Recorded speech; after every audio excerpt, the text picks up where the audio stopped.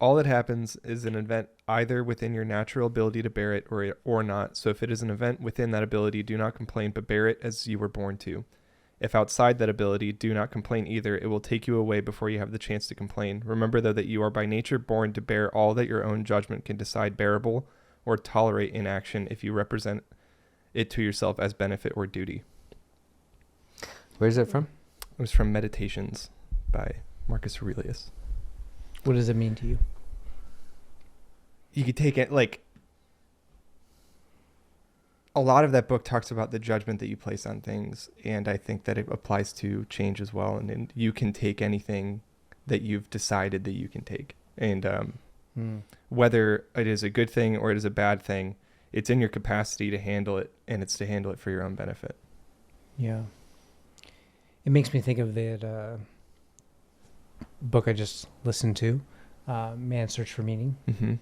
And it talks a lot, I guess, basically about the human capability to be in situations that are hard, uncomfortable, or abusive, even unfair. Mm-hmm. Because as long as you know your why, Mm-hmm. and you have this thing, I think sometimes when we focus on things that are about to change, we can potentially be putting ourselves in a tough position because we're just so focused on the thing, Mm-hmm. right? That's it. We're thinking about the thing that's about to change and the effects of that instead of the why. Mm-hmm. It's interesting within Man's Search for Meaning too, the desire for change. And I mean, obviously, have you read the book? So that for the book, yeah. So the book is written by Viktor Frankl, who was a psychologist, and he writes about his experience in a concentration camp. From a psychologist's point of view, it's really, really interesting. And he talks about the hope for getting out, and people would set dates. Mm-hmm. It's like, I'm going to be out by this date. By Christmas. And then by Christmas, yeah, right. They would die on Christmas because that thing doesn't happen. It's clearly not going to happen anytime soon.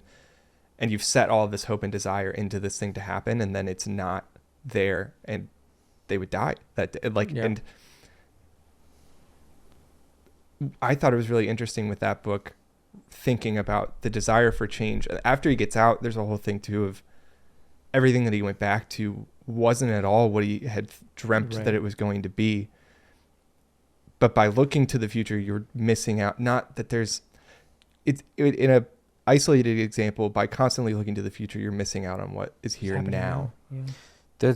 I brought this up when we talked with Christina, but the book, The Gap and the Gain, was tied. But the gap is always looking forward, comparing yourself to where you're at now. Mm-hmm. Yeah. And the gain is looking at where you've come from and how much you've grown and how that leads to something else. I used to know this guy who owned a business, and I watched him basically grow it from the ground up.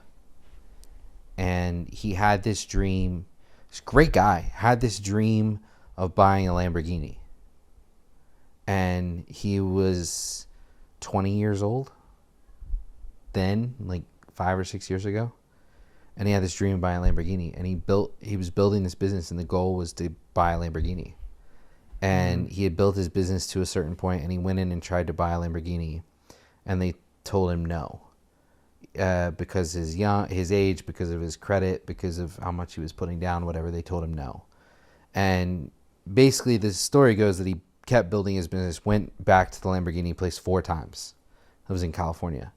Went back 4 times, and every time they told him no, he kept offering to put more money down, do more, and finally the 6th time he went back, he went in and said, I'm going to pay for the Lamborghini in cash. You can't tell me no this time.